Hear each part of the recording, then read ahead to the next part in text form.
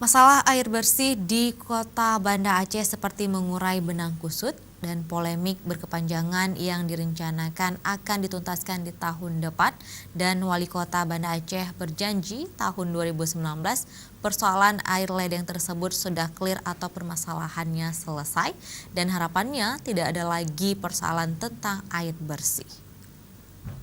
Wali Kota Banda Aceh Aminullah Usman mengakui bahwa ia sebagai warga Kota Banda Aceh juga merasakan ketiadaan air bersih yang mengalir ke rumahnya dan persoalan tersebut tidak kunjung selesai. Makanya ia pun bertekad menyelesaikan permasalahan air bersih di mana pipa-pipa PDAM tersebut sudah terpasang sepanjang ribuan kilometer dan tertanam bertahun-tahun lamanya. Sehingga perlu pemeliharaan terhadap pipa yang sudah tua dan rusak atau pecah. Juga banyaknya air hilang, sehingga air tidak sampai ke rumah-rumah pelanggan. Begitupun pipa akan dibersihkan dari sumbatan, seperti tersumbat oleh akar. Diakuinya lagi menyelesaikan persoalan air bersih tidak semudah membalikkan telapak tangan.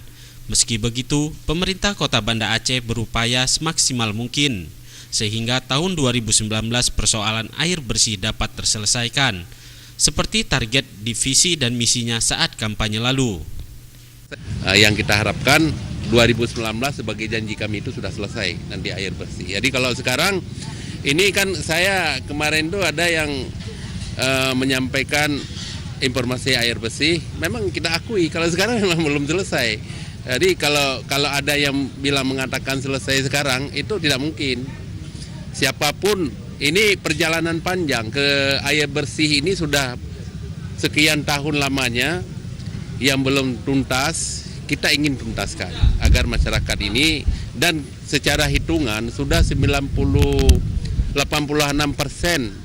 warga Banda Aceh sudah menikmati air bersih. Jadi masih tinggal.